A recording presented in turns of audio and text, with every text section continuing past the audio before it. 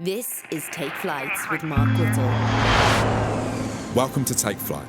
I'm Mark Whittle, former city worker turned performance coach, and this is your place for inspiration and education on ways to optimise your performance and find your purpose. Past another, and into the corner goes mikebrown. There's never any in-between state with me. He's like, I absolutely fucking hate him, or he's a legend, or whatever. Do you think you're a bit of that Marmite, either love him or hate him then? 100%. Yeah, I'm very different on the field than I am off. As a boy growing up, I'm very shy, introvert at heart. When I step on the field, I could be the character that I kind of wanted to be more confident, be louder, be more brash, be more aggressive. So yeah, I think I was basically playing a character. Do you know what your void or whatever it was that drove you and motivated you to become the great player that you were? A lot of people talk about trauma as a big driver for successful people, and I think that was very much a case for me. And I think it comes from probably parents divorcing when I was around 10, 11, I think. Not seeing my mum since. Yeah, that was a tough moment. Yeah. Cabin crew, passengers, prepare for takeoff. Mike, welcome to the Take Flight podcast. Thanks for having me. Mate, thanks for having me in this amazing house. It's incredible. Yeah, I'm very lucky. Lovely area. We've only been in here a couple of years, so tried to look after my money during my playing career to allow us to be able to live where we want to live, which is this area. It's good to be back from up north. Up with the wildlings.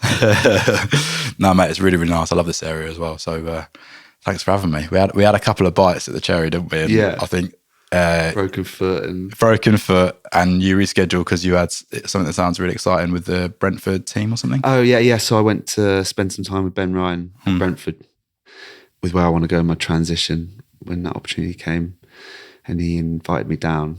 I really wanted to get down there. He's obviously a busy man as well, so yeah, got to spend a couple of hours with him, and hopefully get in there again soon. What was his role there? So he's head of high performance. So there's a broad spectrum of what he looks at, from how the grass is cut to the team travel to looking at their infrastructure, the new infrastructure they're building at the new training ground, make sure it's of a high performance standard, which is really interesting to me because that's what I'm passionate about, high performance, and would love to get into an elite sport in the future. So I said to him, he's kind of a flag bearer for someone like me that wants to do that and get into different sports. So I needed him to go well so that more roles like that come up. Yeah. Oh, brilliant, mate. Well, look, I've honestly been so excited to speak with you from a sporting perspective. I'm sports mad, performance mad, and you're such an incredible rugby player. But also from the transitional perspective, that sort of next chapter, the leap of faith, so to speak, and that taking flight into whatever's next for you. So, I think there's so many things that we could talk about today. I'll try and keep it to 2 or 3 so we can keep it within the hour. And weirdly, we have a lot of mutual we do, friends or acquaintances. Acquaintances, we were already talking about Dylan there. You're saying he's a fantastic captain. You had time with him from the under-20s up until the senior squad. Yeah, he was one of my favourite captains.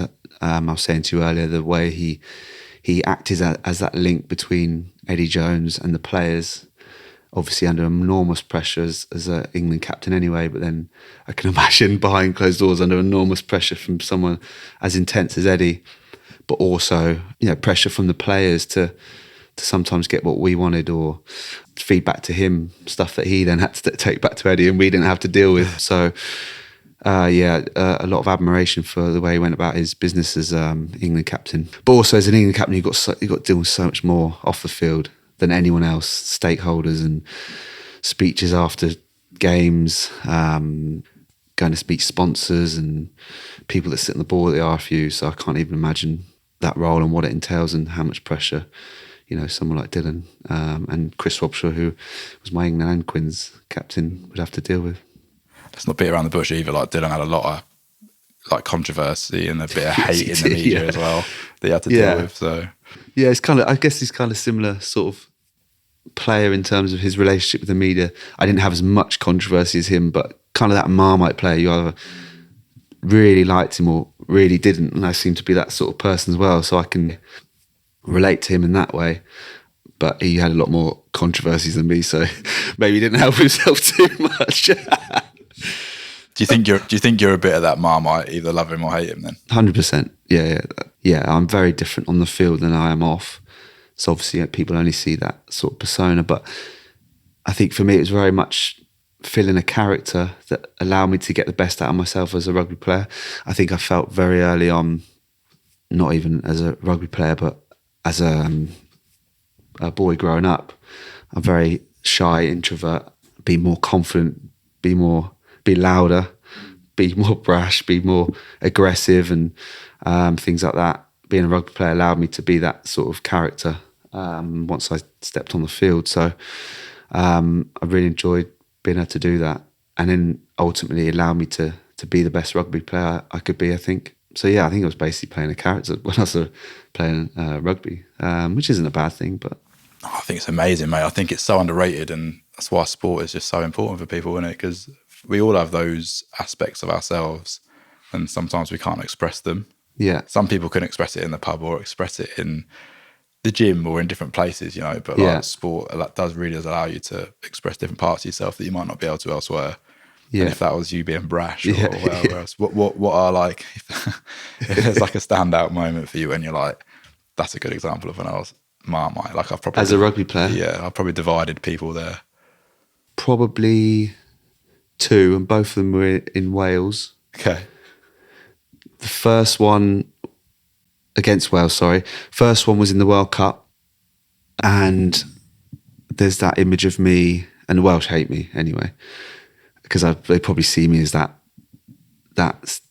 person who epitomises being English, I guess. Shaved head, loud, aggressive, loves playing for England, really passionate, and they don't like English people, really, do they? If we're honest, the Welsh, especially when it comes to rugby. So that I think they saw me as that symbol of the English team. Maybe, I don't know. But yeah, I didn't get on too well with the Welsh. But there's an image of me grabbing their captain, who they absolutely love, Sam Warburton, you know, by the collars at the start of that World Cup game, because I was fired up. They were fired up, and there'd been a little ruckus breakout. So as I like to do, sometimes kind of get involved, really got me fired up. And he was kind of on the edge of it. And we'd said in the week that he was a target for us, not in a nasty, cheap shot, malicious way, but if you had a chance to put a shot on him, if you had a chance to rough him up legally, you know, he's their talisman, he's their captain.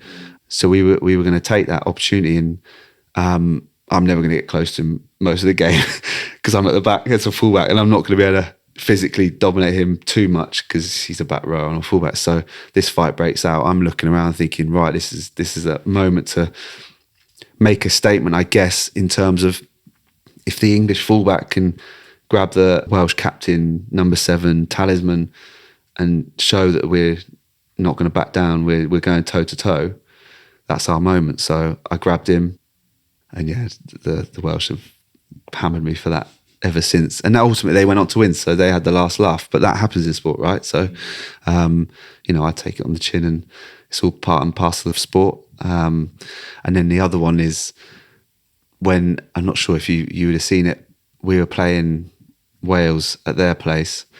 It was under Stuart Lancaster. We hadn't won there for ages, I think. And there was in the tunnel, and we had that standoff.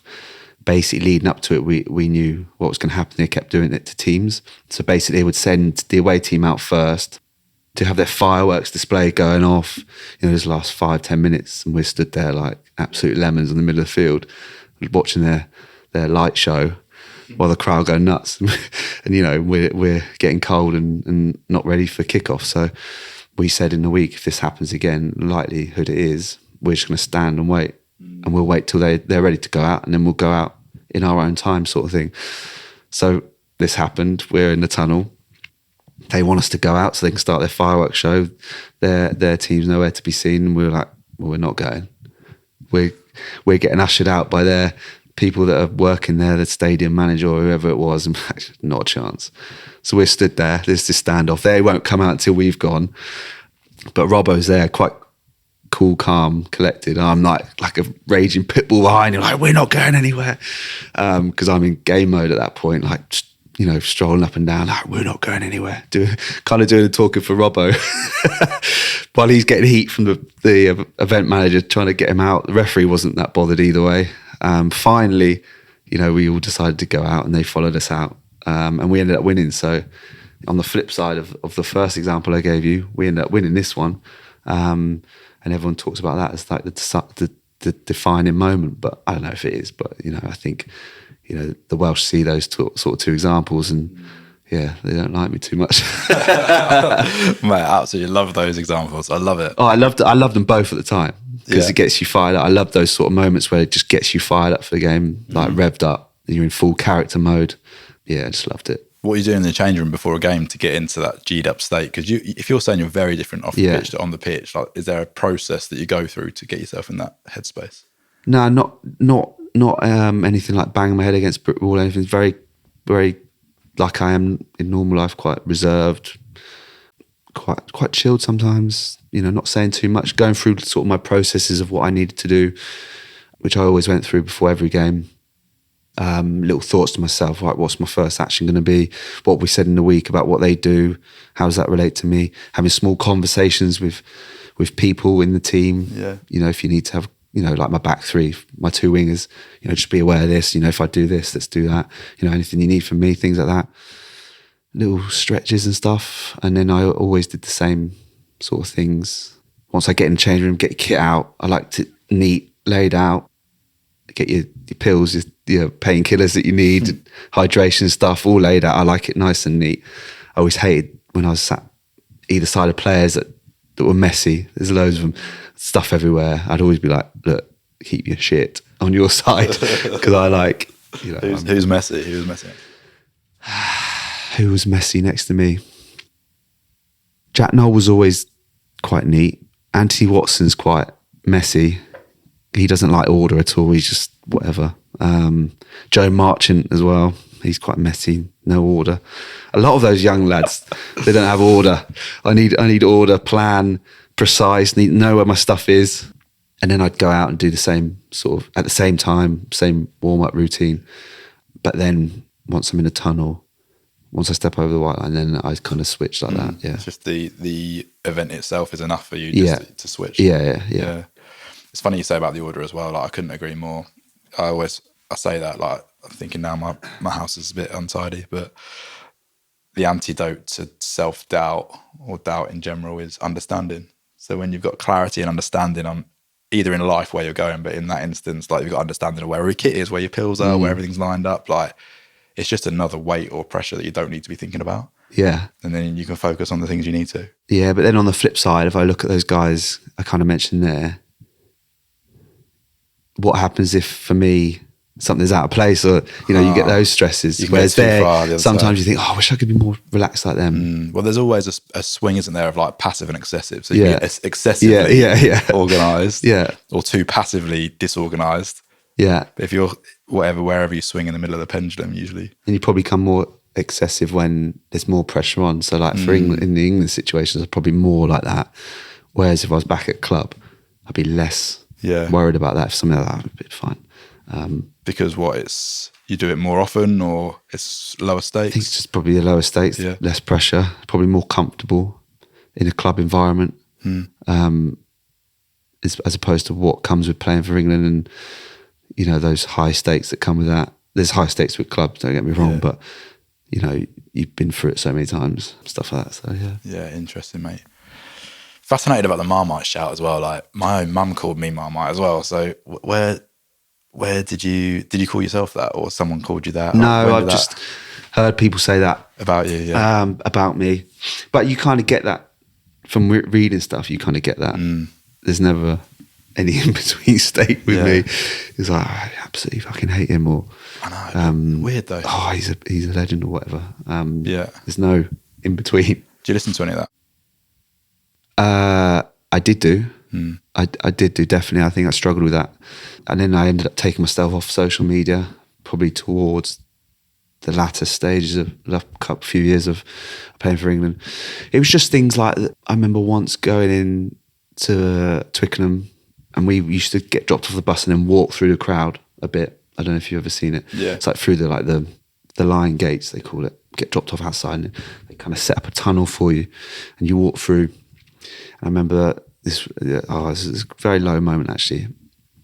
I was getting a lot of heat in the media about getting picked, and I shouldn't have been picked for whatever reason. I'm not sure why I was getting so much heat. Maybe I wasn't playing well enough, I don't know. And we'd just come off the back of a loss, I think. But we were coming into Twickenham, and I was walking down that tunnel, and I hear someone shout, "Oh, Mike Brown, you're fucking shit," or "You shouldn't be picked," or something like that. And I'm just thinking, wow, I'm about to represent my country. And I think it was from an England, from their accent, I'm guessing it was an England fan. And it was against Wales as well. I was already, nervous and stuff. Been struggling in a week, dealing with all the noise a bit. And then to hear that at your home ground, when you love playing for England so much, you put so much into it, it's tough, But off the back of it, I got man of match. So, really? It's a good way of giving the two fingers up to someone like that. But it's just disappointing because you just want backing at that moment. But, it's sport. People are entitled to their opinions. I think sometimes it goes over that, especially on social media. But, that was a tough moment. Yeah.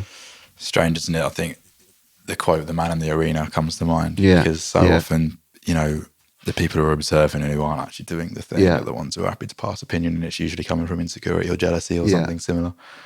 Yeah. Whereas, like you said, all you need is some support. Yeah. And I think people, because they literally just can't grasp or understand what you go through. Yeah. And what you're going through and what you're having to do in order to reach that level. Yeah. So their opinion is actually completely null and void. It's redundant, right? But it doesn't stop it affecting you and hurting you. Yeah, I just wish I'd reached out to people to deal with it, or having someone like Craig White, who we've both seen, I'm sure we'll talk about later, but will give you certain coping mechanisms or ways of dealing with that sort of thing. Instead, I shied away from, taking myself off social media. But you can't hide away from it. You can't run away from it, because even if you don't read anything and you don't go on your social media, someone will message you and go, "Oh, have you seen what someone said about you in the press?" No, but now I've heard about it. Thanks a lot. It's on my mind.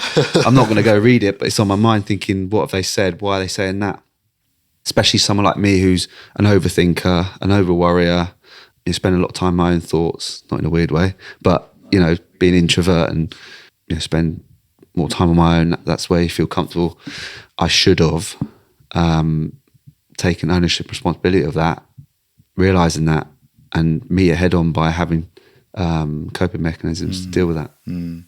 What were they then? These, you're saying like overthinking or overwhelming, or what was like? Because what's coming to my mind again there is I spoke with James Haskell on the podcast. Yeah. This is probably a year and a bit ago, who speaks quite openly about that as well. And he had a therapist and he had sports psychology and stuff, and speaks very highly of it, but got a lot of stick for it when he did. His was all about self-belief and, which you think was weird, right? Because he comes across as great self-belief and deals with it so well. Like when he speaks about that social media stuff, it's like, water for a duck's back. And if there was someone I wish I could have been more in those situations, would be someone like him. Yeah. But then to hear that he's actually dealt with it is good.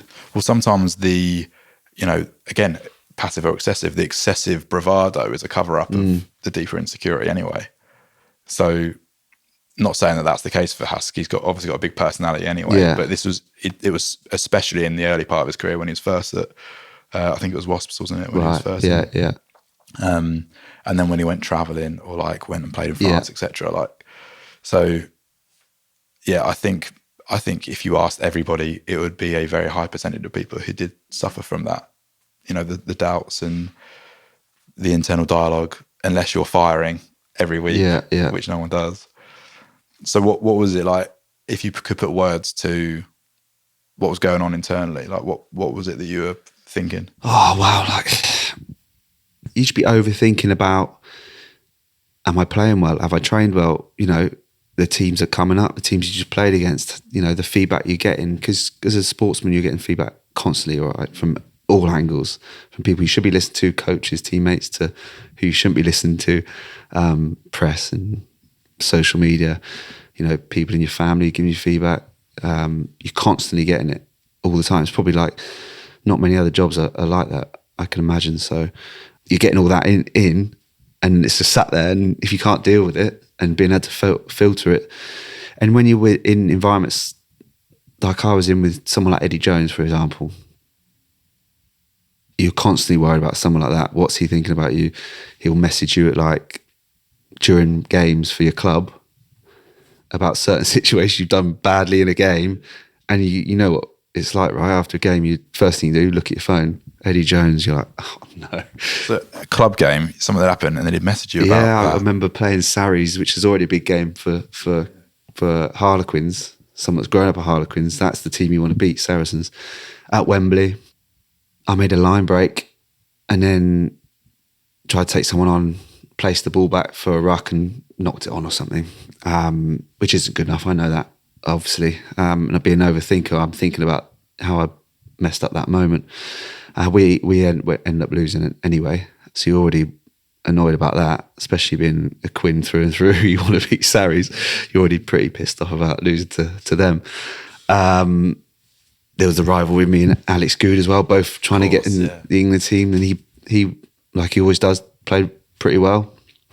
And you think about those moments you messed up, and then first thing I do, look at my phone, Eddie Jones, minute, I don't know, it's like 54 or something, line break, blew it, and I'm thinking, that's what he said. I'm thinking, oh, no, I've messed up here. What does that do though for your confidence? Like to have you? Well, exactly, right? Yeah, exactly. So yeah, line break, blew it. Yeah, jeez. And then you're thinking about that for the rest of the week. Yeah. And are you going to get picked for England? You know, where does that leave you standing there? And if it comes too much, if you're thinking about all those things all the time, so that's where you need those things to filter that. And yeah, it's hard because being someone who does a job like you do, like you're in the public eye, and it's not, but it almost is the right of the public to have those opinions because you're in the public eye, you're doing a job you love and all those things. But at the same time, and maybe a lot of people can relate to this with the modern day of social media and the amount of stimulus that we all have day to day anyway, won't be comparable, but generally we've got too much going in our minds, haven't we? Yeah. To be able to sift through and focus on the right thoughts. But how did you ultimately cope with it then? You said you came off socials. What else?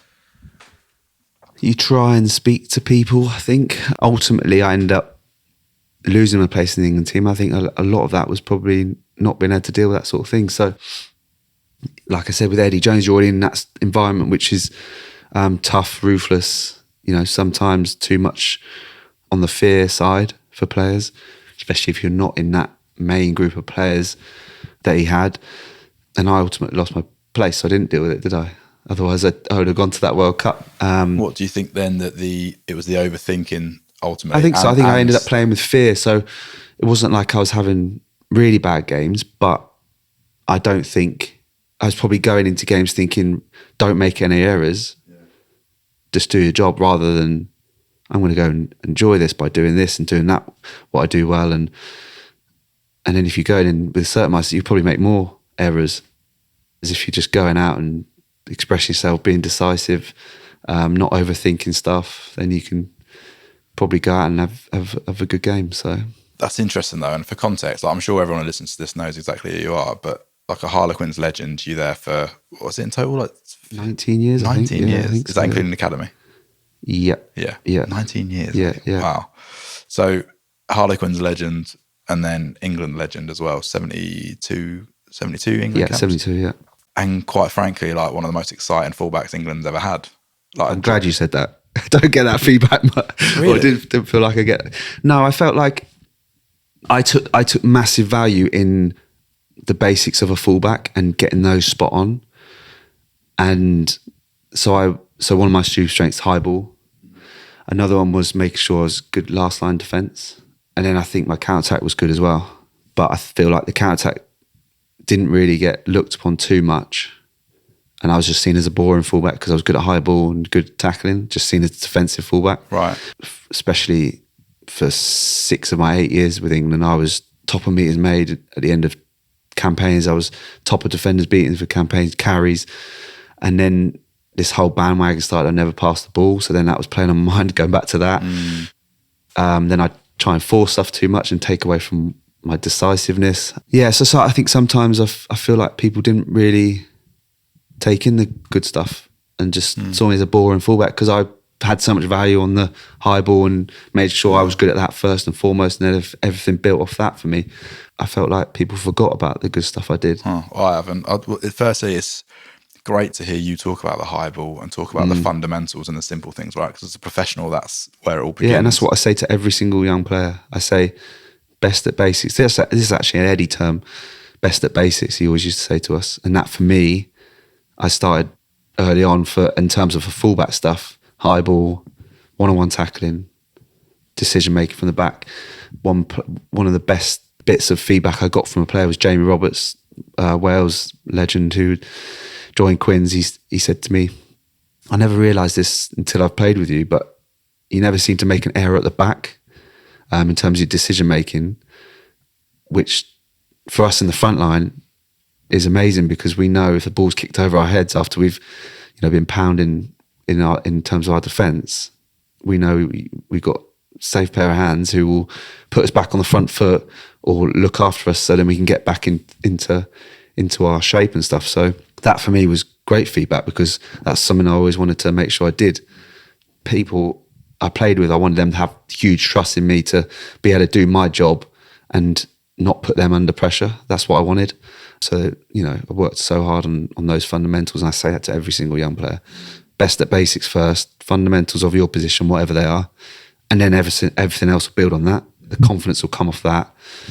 The highlight reel will come off that. Whereas I think with social media and young players seeing that, they look at the highlight reel first. Did I make a line break? Oh yeah, brilliant. But then you dropped your high ball, you missed touch on a kick, you sliced one and you missed your tackle and they scored. So, that's what I think we're too focused on the highlight reels sometimes. Yeah, it's really interesting, mate. But even saying that though, to offer the other perspective, saying people forget about it. What all the things that come to mind, and maybe this is bad and it's media enhanced, but it's all the highlight. It's the highlights. It's the ball going out against Australia and you keeping it in and, breaking 3-4 tackles. It's all those moments when, frankly, it's a joy to watch, poetry, taking on players, the sidesteps. And that's what I remember of you, especially early England career. So I don't think that people would have forgotten that. Yeah, I hope not. Because, the main thing for me is whatever shirt I was in, whether it be Quins, England, or even Newcastle, only being there a year, I wanted people that were watching the game to think, he's putting in the effort and cares as much as if we were in that position to be lucky enough to put on that shirt. That's all really I wanted, that's all I wanted people to see. So the main thing you wanted was what? So that you represented the shirt as if somebody else was... Yeah, so if I was sat watching a player, desperate to be in their position and lucky enough to be in their position, if I had that one opportunity, put as much work ethic and effort into every action that I did. Touching on that again, ultimately saying that the overthinking and all that external pressures and opinions and judgments and criticisms led to you perhaps losing the starting position at fullback for England. How would you have wanted to be coached? Harlequins drop a ball or whatever the example was, getting that text from Eddie, how would you have benefited from being coached rather than the way that you were? It's hard to say. It's hard to say because I think it goes back to I should have taken ownership, responsibility of what I was dealing with at the time to be able to deal with that for me as an individual player. So then I came through it. I just think in the environment, probably less based on fear, I think. So just it's your own, or the environment was like that as well? I think the environment was sometimes based too much on fear because Eddie is very demanding, which isn't always a bad thing if it's done the right way. He's very ruthless, very direct at points. It's a very intense environment, and he's an intense guy. There just needs to be more of a balance for me, and I think probably England lost that. I think when he came in, there was a decent enough balance, But then the latter stages of my time with England probably wasn't, I don't think. And I think that shows in the turn, and the staff got it worse than the players. Look, I was in those meetings, so but you could just see when some of the staff came out of those meetings. So you've played football, right? Yeah. So you've sat in the physio room. That's the hub of the energy, the enjoyment of the environment. Everyone goes in there to chat and piss about, get some treatment, but converse and socialise. You'd be sat in there in those moments, the good moments in the physio room, and you'd see like the head of, I shouldn't laugh really, head of medical or head physio walk in after one of the meetings just like this, just like, blank face, dead behind the eyes, just stressed, traumatized. And you'd be like, yeah, he's just had the meeting with Eddie, hasn't he? The daily department meeting. And he'd just walk in, just usually they'd go quietly behind their desk, just sit down and be like, do nothing for a few minutes. And then they'd be back in the game. But you can see in the turnover of staff that he has, it's I don't know. I think that was a pressure from him though. Like, we talked about the pressure that you had. Like, he had his way, his leadership style, his culture you're trying to create. It wasn't necessarily working. So he feels, that's open to debate. Yeah, open to debate. They got to the World Cup final, exactly. Right? So who am I to say either way? But the more it wasn't working, but say pre-World Cup, the more pressure he feels to enforce his style and make it work. Yeah, potentially. It's hard, isn't it? Because, like you said, it's your perception of what works and what doesn't. Then he got to World Cup final. But there was, the first 2 years when we were unbelievably successful, and then a couple of years where we really weren't. And then that's when I dropped out. But then they did then go to the World Cup final. But maybe they could have won the World Cup final if things were a tiny bit different. I'm just talking about my own experiences and my perspective, I guess. And then in reflection, how would I want to lead that sort of environment? I just think there's got to be a balance, if you are in that environment, between the high performance, which was Eddie was brilliant at, and he was a real eye-opener into a high performance environment and what it takes to prepare to win, and doing all the little things in the week, stretches, recovery, the intensity we had to train on the field. Like his sessions, I loved because the intensity and the tempo and the physicality of those sessions, I loved it. But then there's got to be more of healthy balance. I don't think it's healthy having that amount of turnover of staff. There's got to be something going on there, and how players are leaving the environment and not speaking that highly of it. There's got to be something there. So there's got to be a balance between high performance and a healthy environment, in my opinion.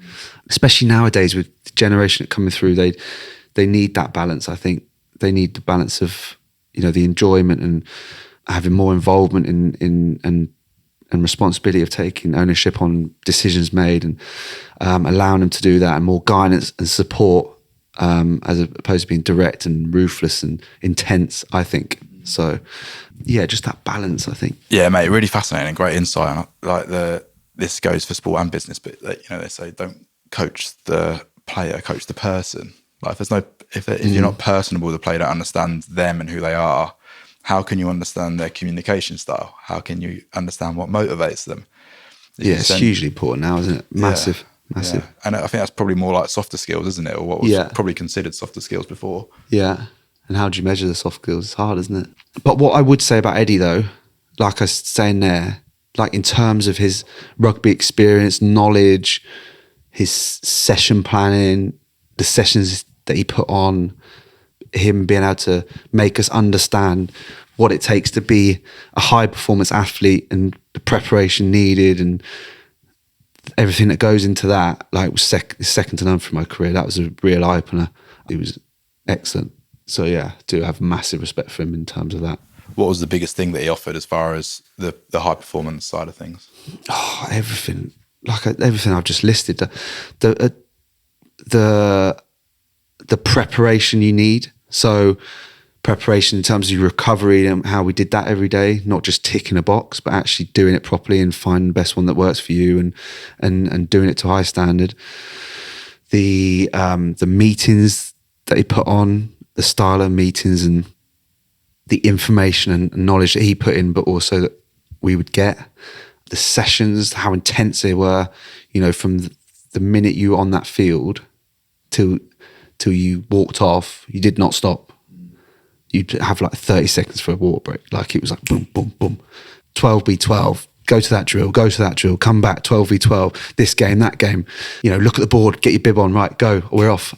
Yeah, I loved it because it was like game related. It was like intense. It was, you know, the fittest I would have ever been. Loved that intensity in terms of the training, the tempo and the physicality, the best players on the field, you know, training as if they were playing in moments. Like it was, yeah, I love that sort of stuff. So that was great. Just his detail in everything. Because you like loved it so much. Where was the downfall between yours and his relationship?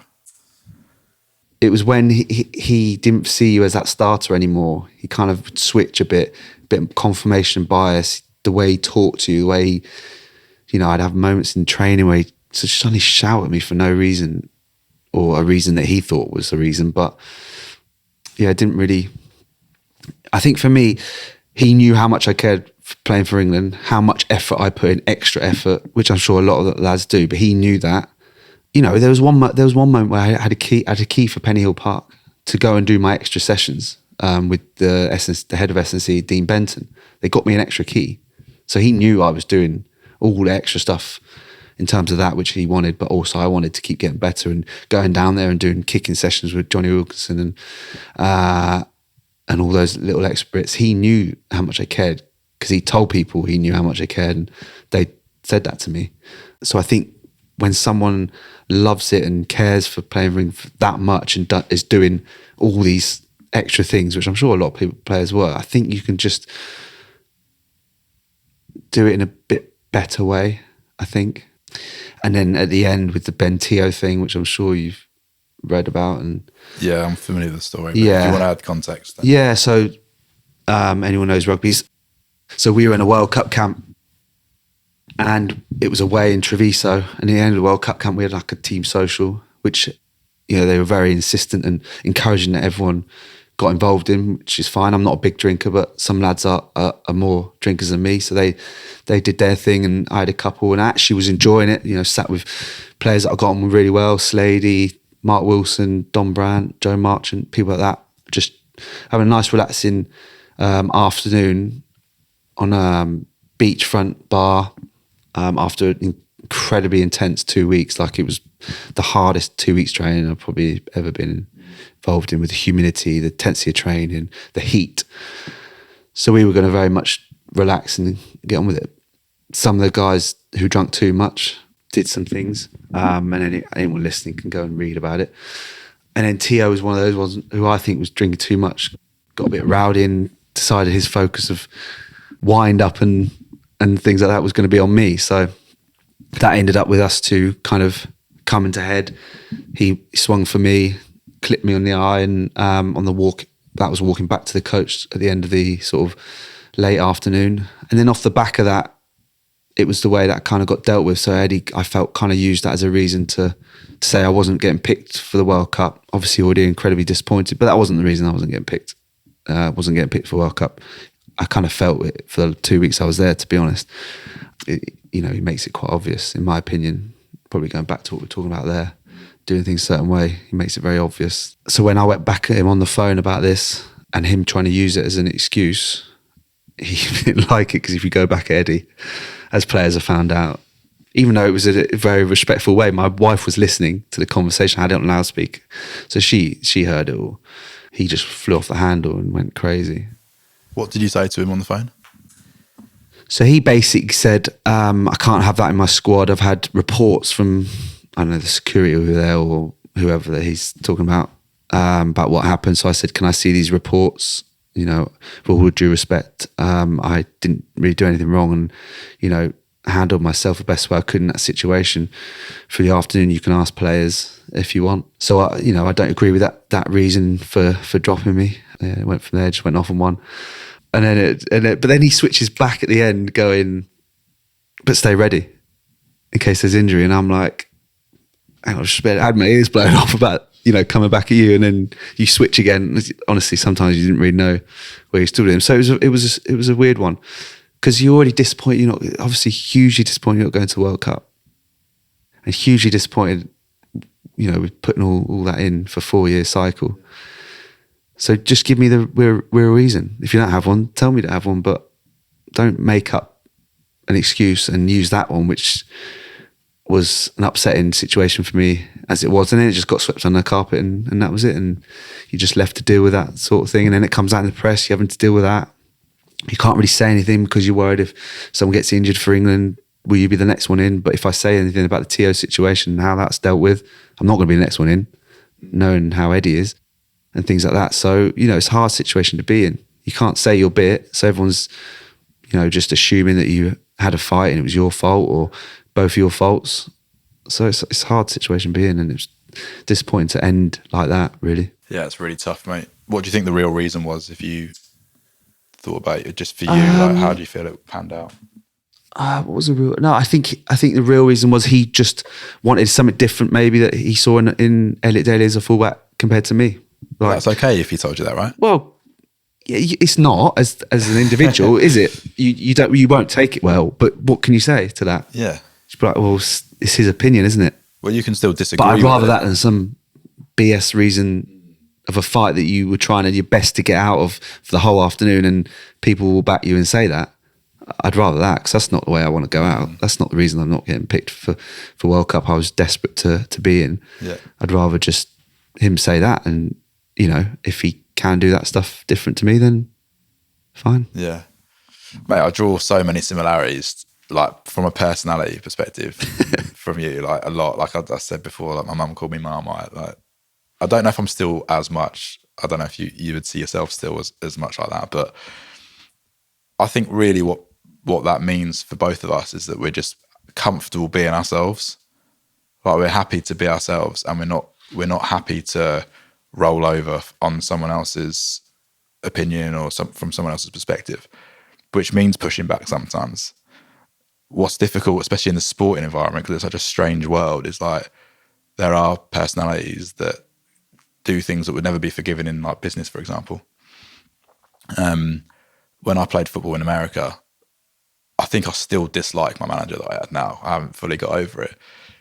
We just didn't get on, didn't see eye to eye. He didn't like, at the time I was I don't know if I want to say worst version of myself, but I was very alpha, very aggressive, very assertive, and I felt like I probably had that team more than him, maybe. Yeah. He did things like, if I scored 2 goals, he'd take me off, or things like that, or he'd drop me on a big game, or things that were just to wind me up.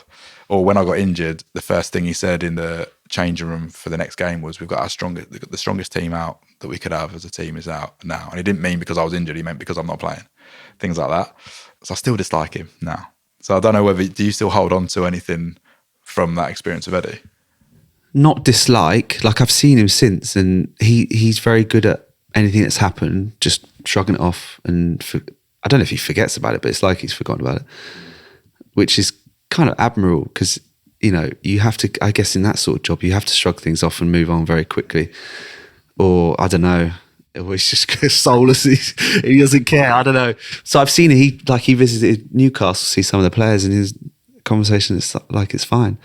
But it's interesting you say feeling comfortable with how you are. I don't think at times I was, and then you try and maybe be a different way or hide from that. So there's times of being that quiet introvert I'm not comfortable in, and you think you should be another way. Or there's times where I'd be getting hammered for being a certain way in the field, too aggressive and too confrontational, and then people would spin it on, oh, he's ill-disciplined, when I never was, really. And then you kind of pull back from being that person, and then you're not getting the best out of yourself on the field. I think I did that at occasions. In the England environment, I think out of fear of my place and stuff, I'd pull back from being that person that could give opinion or would want to.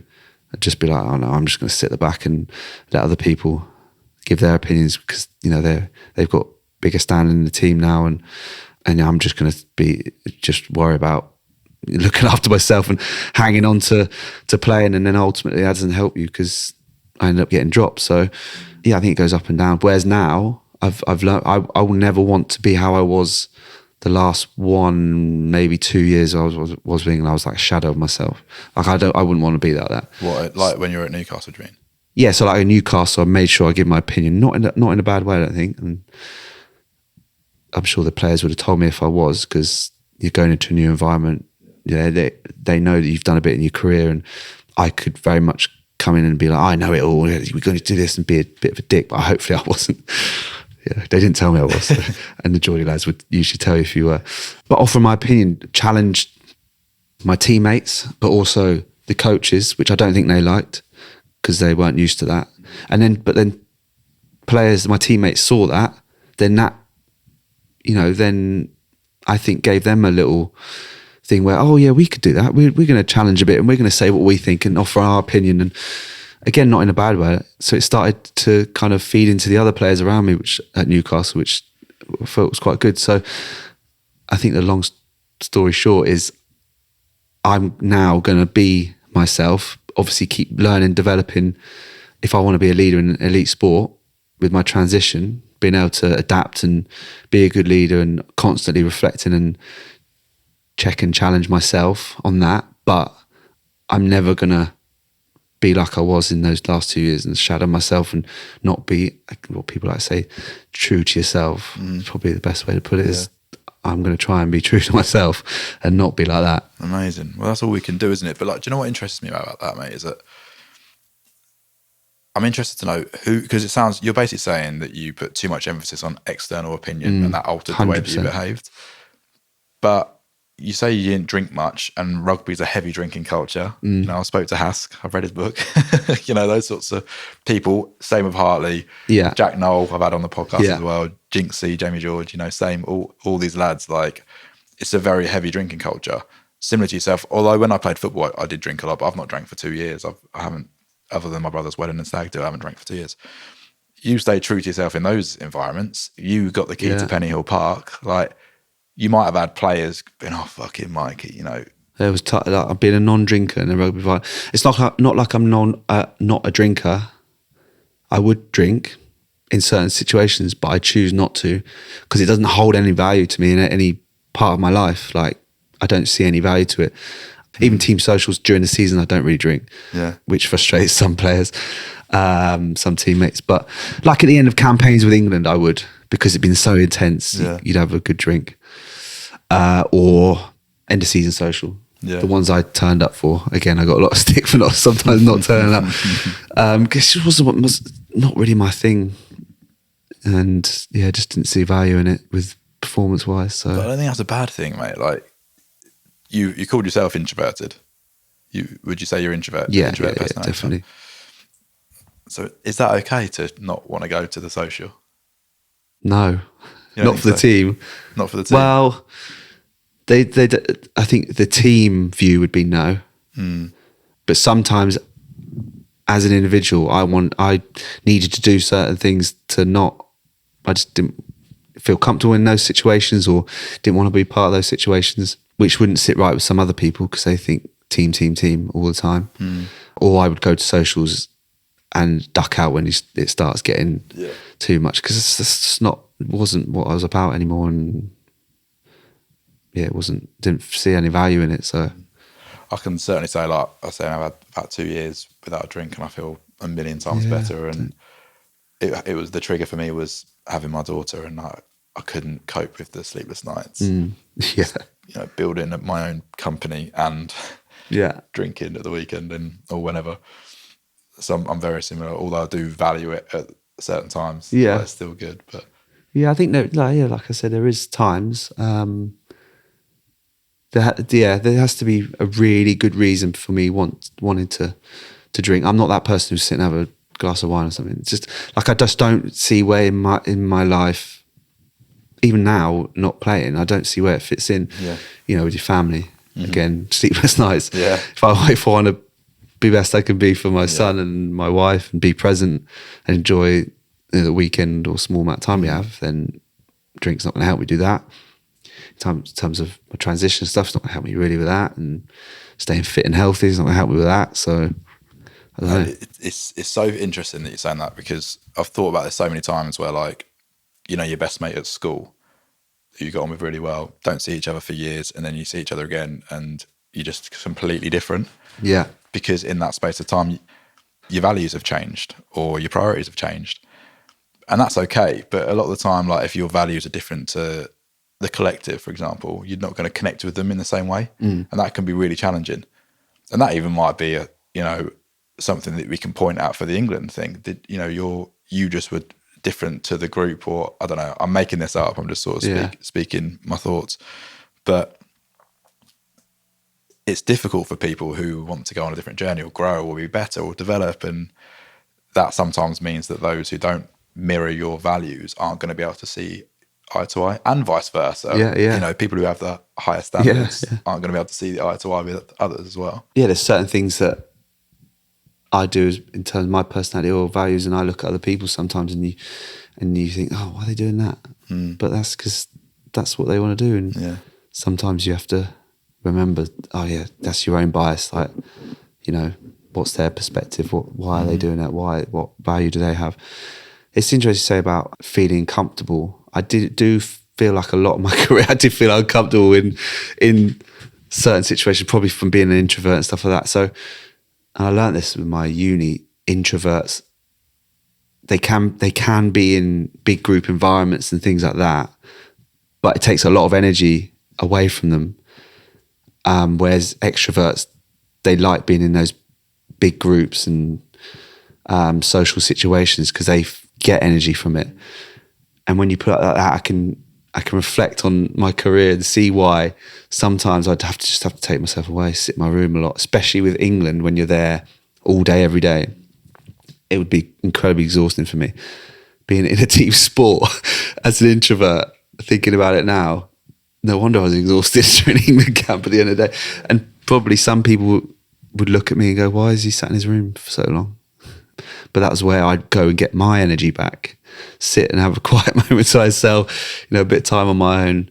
Yeah, so it's interesting when you take all these different perspectives and personalities into account. Oh, definitely. So a lot of the owners of the biggest companies are introverted.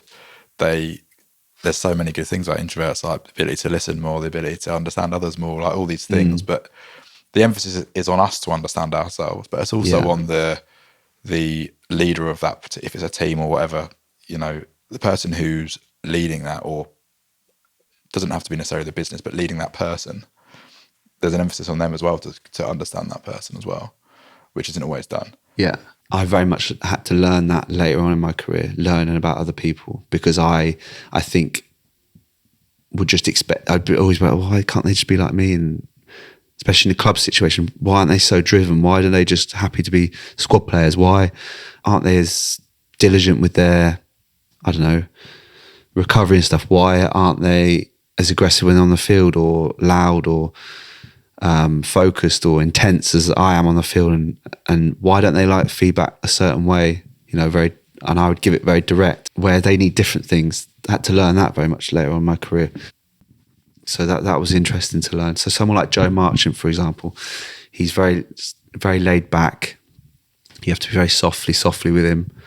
And there was times where you would clash, especially during games, because I'd be like, right, I need you to fucking do this now, get it done in that sort of way. And he wouldn't like that. I'd have to kind of, especially in training, use different ways of trying to get through to him. Arm around the shoulder. So frustrating, I could tell you.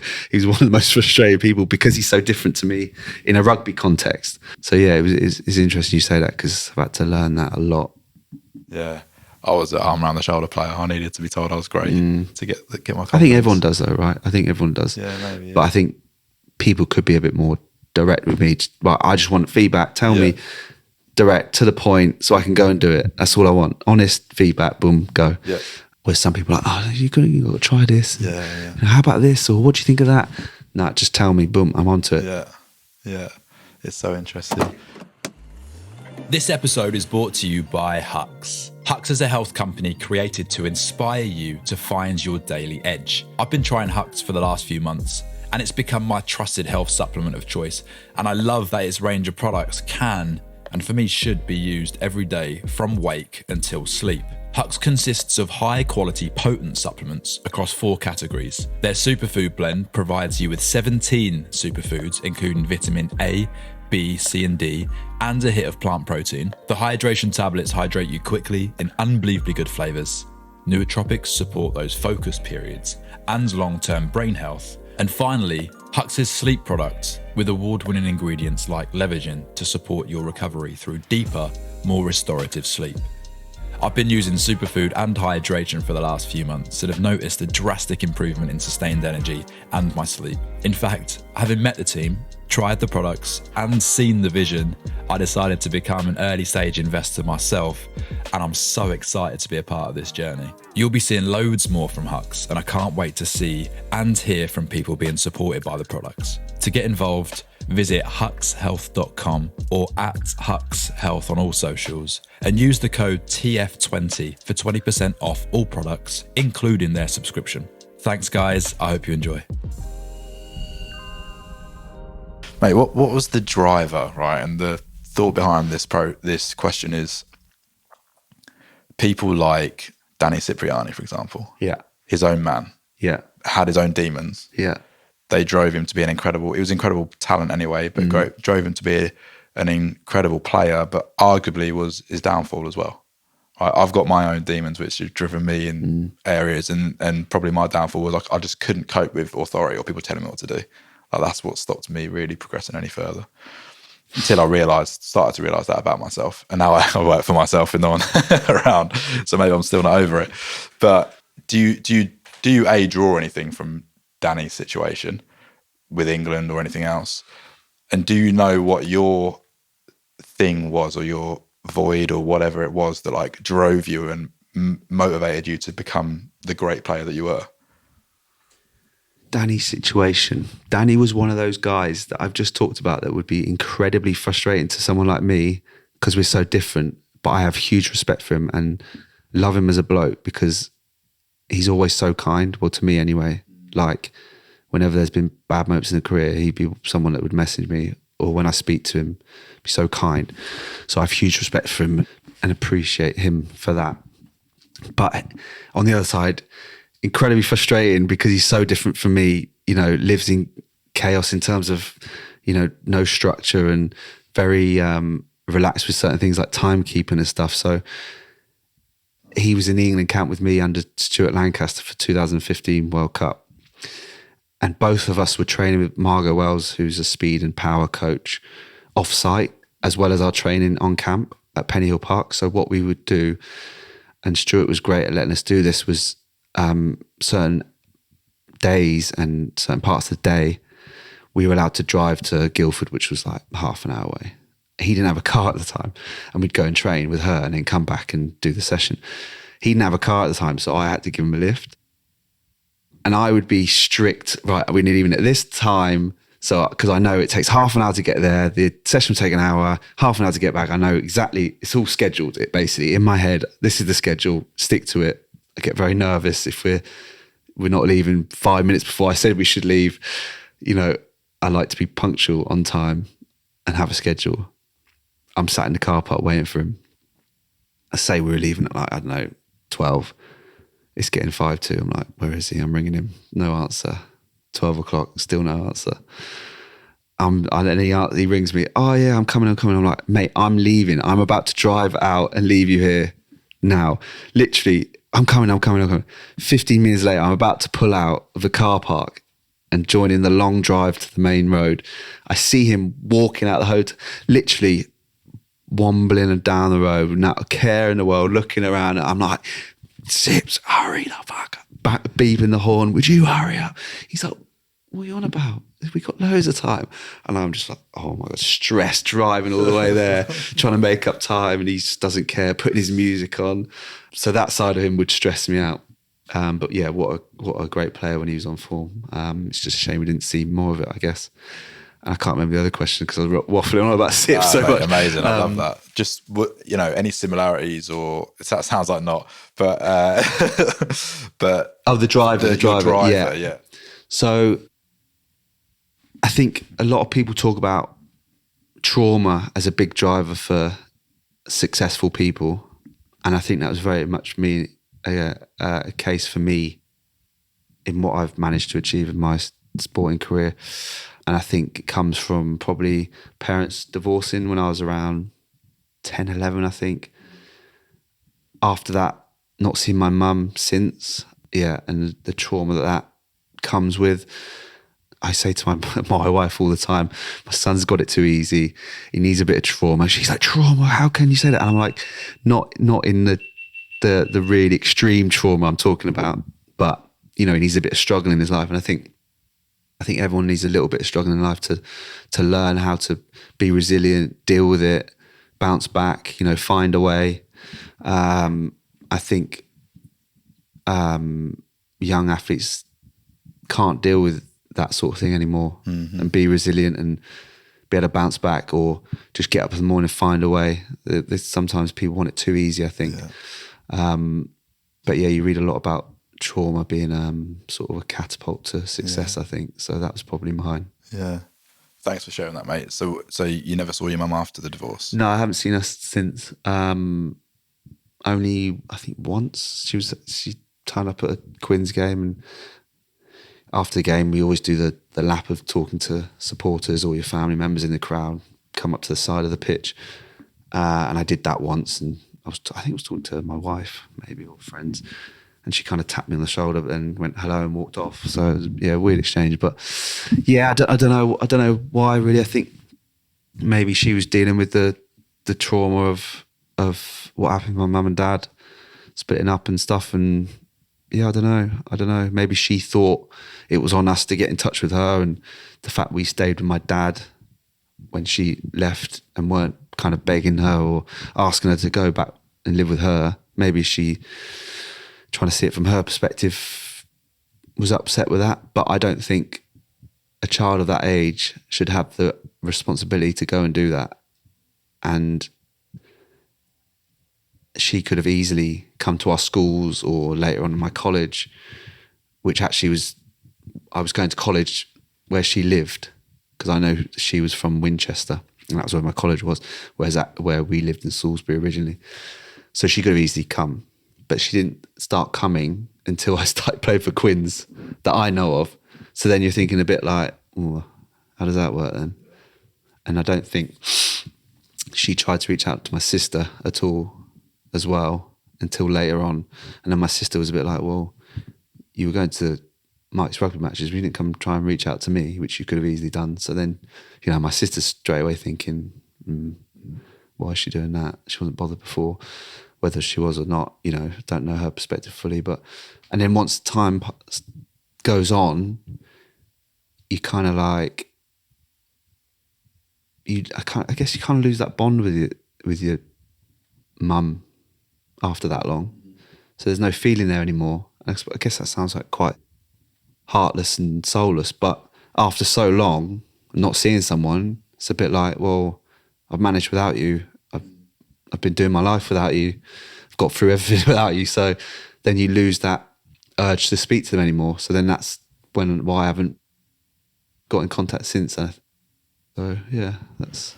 It was a funny one though, mate, because like, as much as this podcast is about performance and all these other things, like what we sometimes get confused with, this is only something I've realised recently, is that we're not success creatures, we're survival creatures. And that goes for when you're playing in the team or whatever. So like, how do you translate survival in the team? It's getting picked. Because if I get picked, then I can play. If I play well, get good feedback, then I'll keep playing. I'll get another contract and all those other things. Like, we're not success creatures, we're survival creatures. And in your personal life, you translated that as, well, your mum's not helping you survive anymore. Yeah.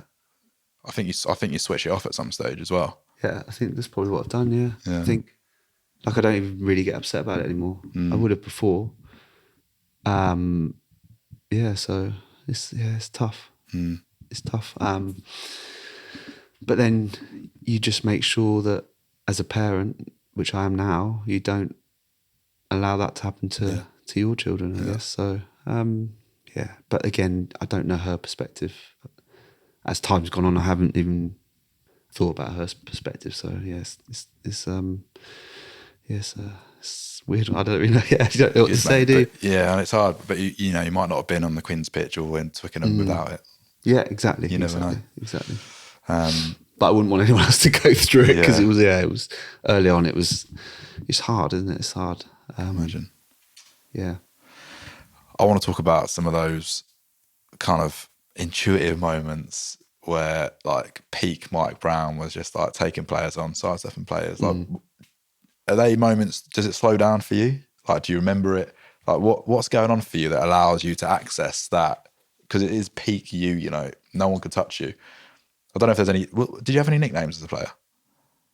Well, only from outside, people like Angry Man. Oh, really? What else. Yeah, the lads like to call me Gollum sometimes because Nick Easter, my Quins and England teammate for a bit, he used to do this sketch at the end of seasons of like someone would film him doing impressions and dressing up as people. And he did one of me one year where he pretended to be Gollum because I liked to run with the ball and never passed. And, you know, like my precious doing that. And because I had a shaved head as well, like it fit. So he did one of that and then it stuck. So, yeah, unfortunately, I had that for a little bit. But only a few of the old school players would call me that. Yeah. But apart from that, not really. And what was going on like when you pick the ball up and you do, you know, you find that gap where there doesn't look like there's a gap or something, you make something happen. Like, how did you access that level of performance for yourself? I think it comes from my competitive side. So every action felt like a competition for me. So high ball, perfect skill situation for me because I was ultra competitive. So for me to win that ball, and I say this to anyone who I try and help with their high ball, it's all about being the most competitive you are to get into that space between yourselves and the ball. And whoever does that will ultimately catch it. It's less about technique, really. Yeah. That kind of comes later. But if you're so aggressive and competitive and decisive into that space before that and more than that other guy, you will catch the ball, ultimately come down with the ball. So who wants it more? Who wants it more? Yeah. Again, taking someone on. So even if they tackled me, I'm thinking, I'm not going to die with the ball here because I've lost the competition. So you fight, kick. So I was good at kicking out of contact just because it felt like competition. If he brought me down, I've lost. Or, you know, I would want people to break the line in games because I'd want to have that competition of that one-on-one where really you should get beaten or stepped every time with that much space either side of you on the pitch as a fullback. But it was that competition to think, right, I'm gonna get you. You should go around me, but I'm gonna bring you down. And then not only am I gonna bring you down, I'm gonna go over, steal that ball and get it back from my teammates. And then I won the competition. So I think it was always that. And as a fullback, I was very different. I would love the physical, competitive competition in a ruck and get over the ball and do the sort of things that fullbacks weren't supposed to do. That's probably why I go back to the Marmite player. I'm doing stuff that fullbacks aren't really supposed to do. You get your head in. You know, I've got cauliflower ears, shaved head, a bit too aggressive as a fullback should be. You see that in the forwards, really, maybe centres. But I would love that competition and that having to fight to win that competition. So it probably just comes down to that, really. Because I'm not the most physically gifted or technically gifted, I wouldn't say, but just ultra competitive in a rugby sense. And those actions, I think. It's funny how many people who I've spoken to are professional at the top of the level or top of whatever it is, you know, elite level in their sport or chosen field, who have all said it was a choice, basically, deciding I'm going to make it. And it's the same you're talking about on the micro there, but like per run with the ball or per catch or whatever that the micro is, but also on the macro, it's like just making that decision that you're going to do it. I had that start my career. So when I first got offered my professional contract with Quins, that was the moment I literally was like, well, I've got this opportunity. I'm not very good at anything else, so I've got to go and make it. So how am I going to do that? I'm not most physically gifted. I'm not most technically gifted. So it's all those little things, being competitive, but being the most physical, working the hardest on certain things, being the first and last in train, all those things you always hear. But doing all that to make the most of this opportunity I've been given, because I shouldn't really have had this opportunity. I haven't gone through a rugby playing school like all these other guys I'm joining up the academy with, like Chris Walshaw and Millfield, people like that. And again, I'm not physically gifted or technically gifted as these other guys. So how am I going to make the most of this opportunity? Because I want to be a professional rugby because I'm pretty shit at everything else. So yeah, I had that moment when I got offered this contract, basically. When did you realise that you were good enough to make it pro?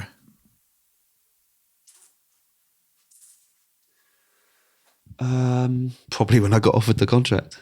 I don't know if I ever thought I was before then, or if I could. No, I think it was probably that day that, and I don't think I sat there and went, "Oh, I'm good enough to do it." I just thought, "I'm going to do it. Right. I have to do it." Basically, Burn the boats, like there's no other option. Yeah, I'm gonna do everything I can to make it happen. So at least I have no regrets. Because I'm pretty shit at everything else, so I better make it work. Too hard on yourself, mate. Too hard on yourself. What did life look like for you then? Like obviously with your parents and stuff. Was your dad shuttling you around to rugby training or at classic, school? Or, yeah. So it would be, he'd be shutting me around. But so bearing in mind, so my pathway was a bit different. So I went to sixth form college in Winchester. So I lived in Salisbury, but I went to sixth form college in Winchester, which is about half an hour, 40-minute drive. And I went there because it was a good rugby team for sixth form college. I think because of the area, they get a lot of those not state school, but the other one, the fee paying schools.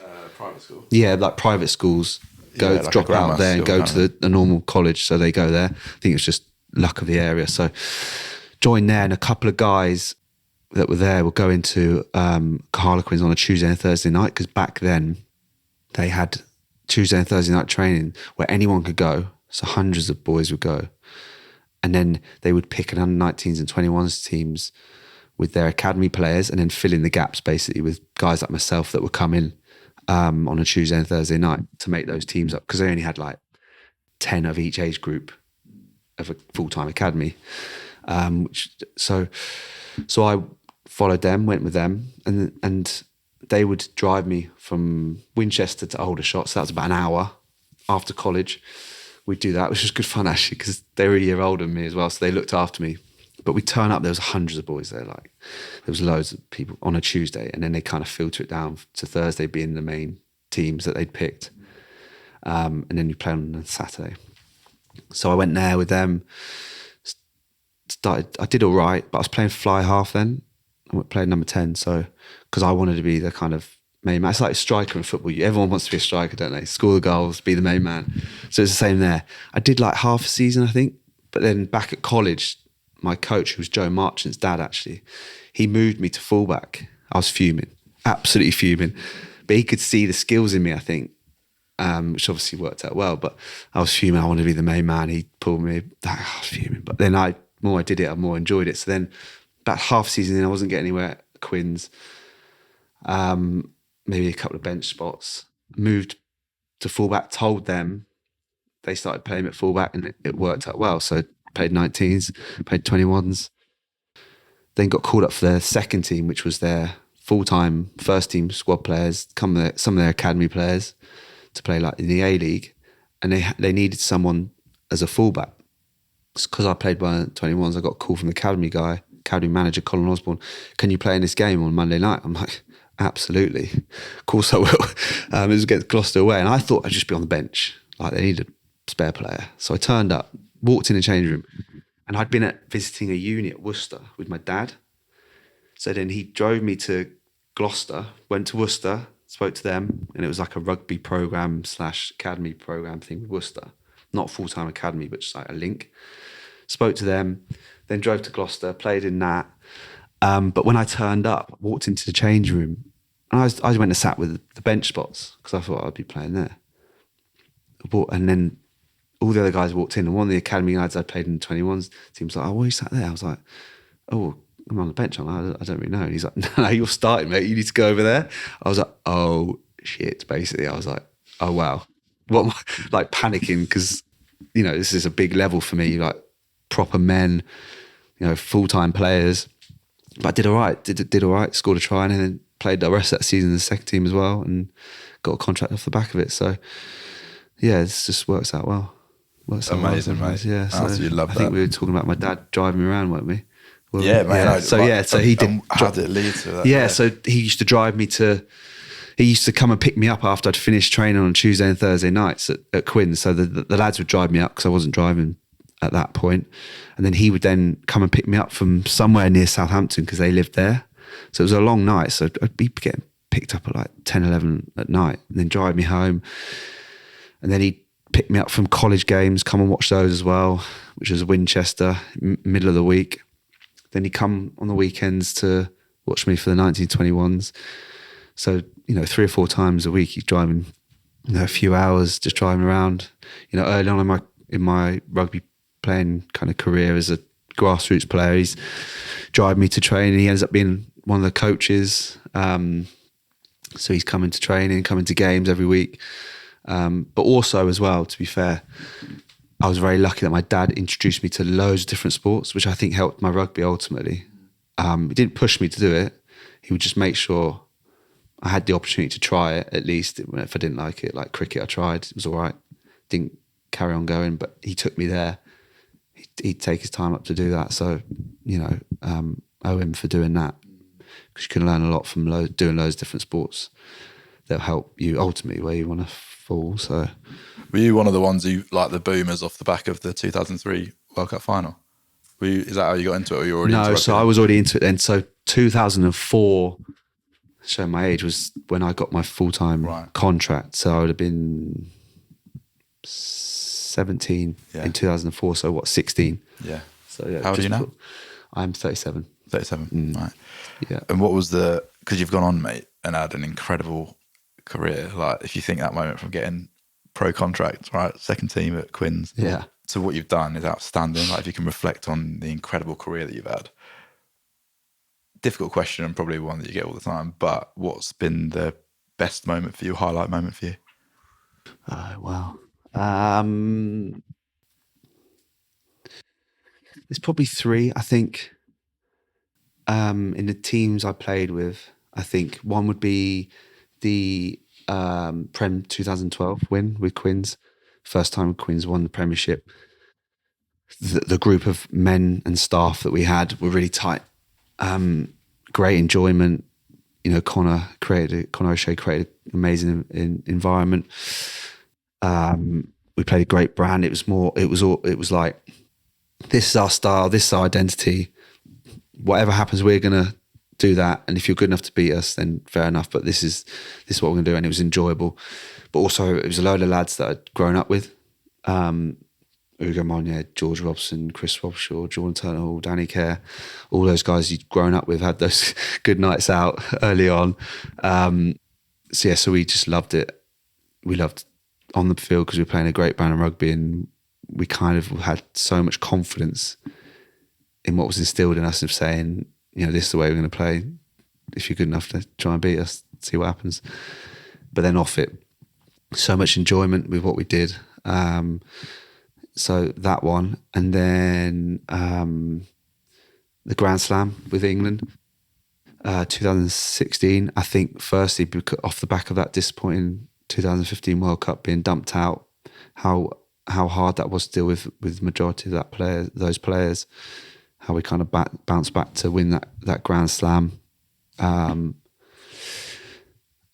also, I think for me, growing up and from the age of 5, watching the 5 nations back then, now the 6 nations, all that history, being a rugby supporter since then, and watching those games to be added to that history, I think, with that team, is amazing for me.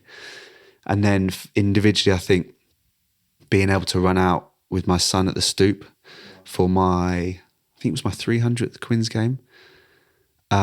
Because when he was born, like I always wanted to do that to a packed out stadium.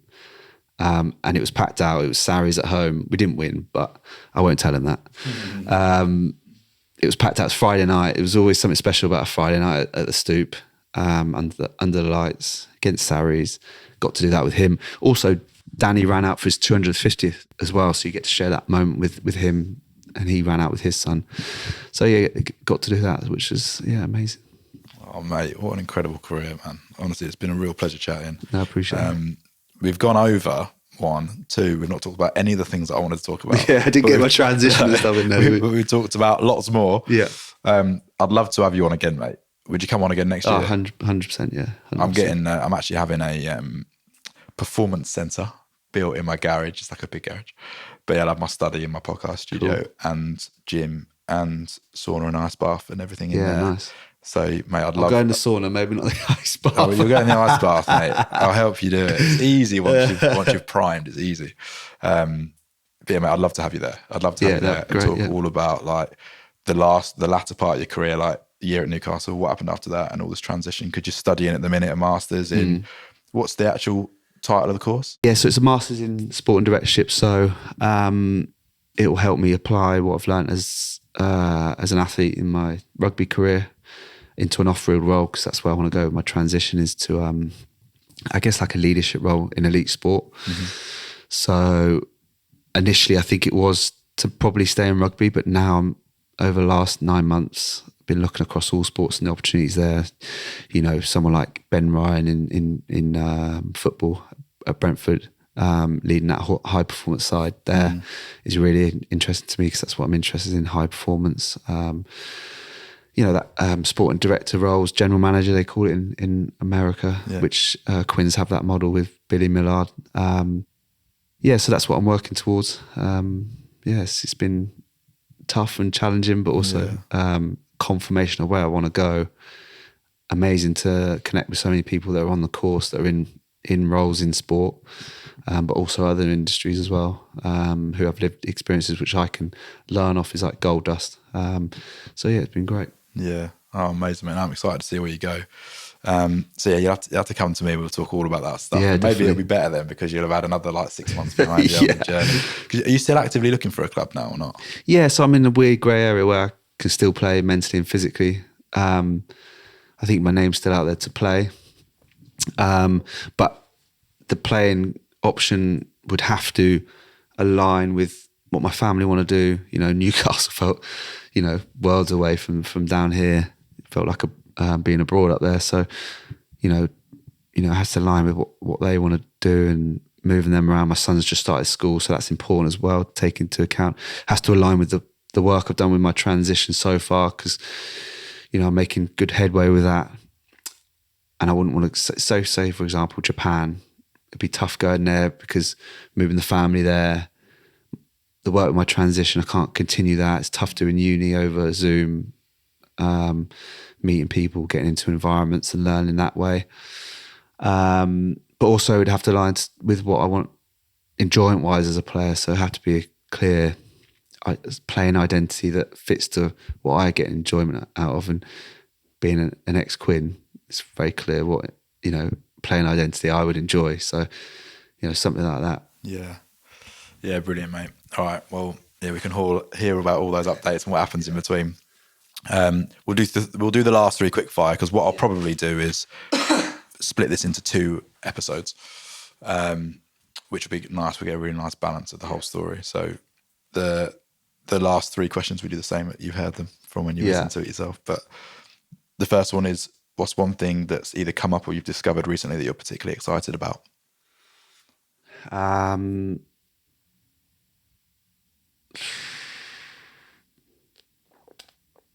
So hard when you get put on the spot, isn't it?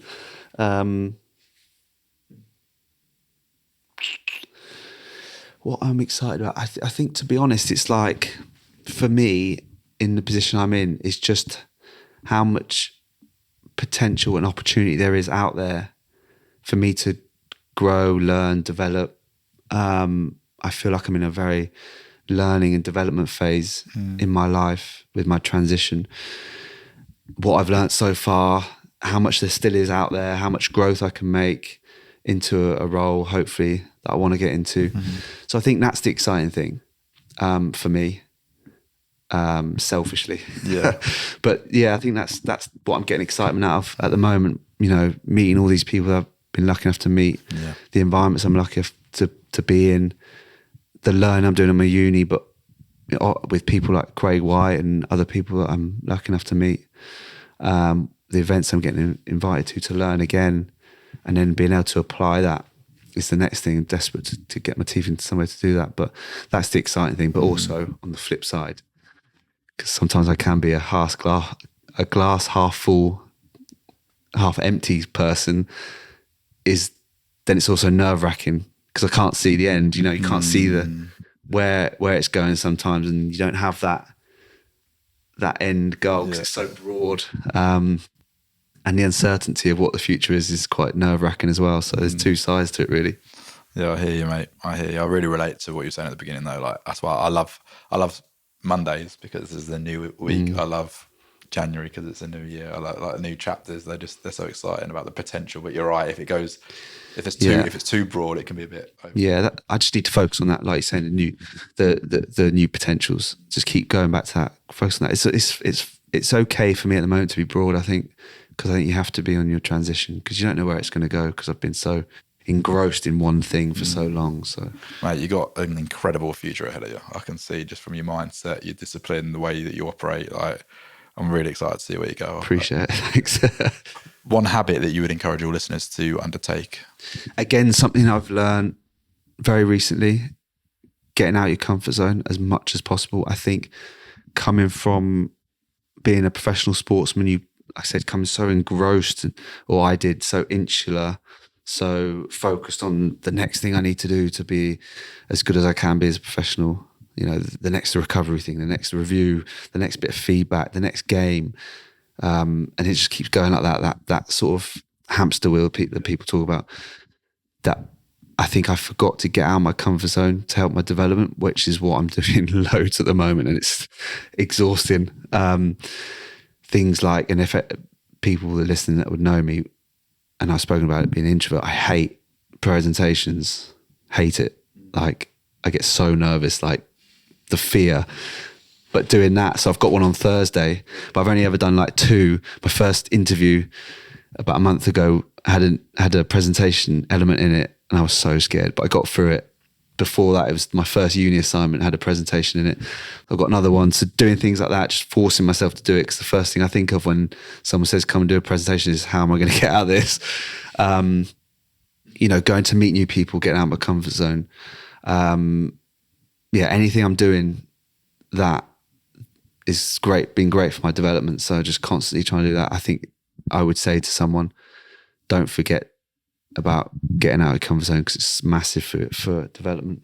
Yeah, amazing, mate. I love that one. Last one is, if you take yourself back to a particularly challenging time, we've spoken about tons today already, like pick one. Imagine there's two versions of yourself. There's the one who's sat opposite me now, who's had the incredible career that you've had, and there's one who wouldn't have gone on to do those things. What's the key separator between the two Mikes? I think the first one is being resilient. So finding a way. We talk about it a lot in elite sport. Find a way to get it done. There's going to be days where you don't want to do something. There's going to be days where you have no motivation, or you feel down, or you feel ill, or you can't be bothered. Just find a way to get up, take that next step, or do that next thing. And then you'll get through it, and you think of the next step, and then the next step.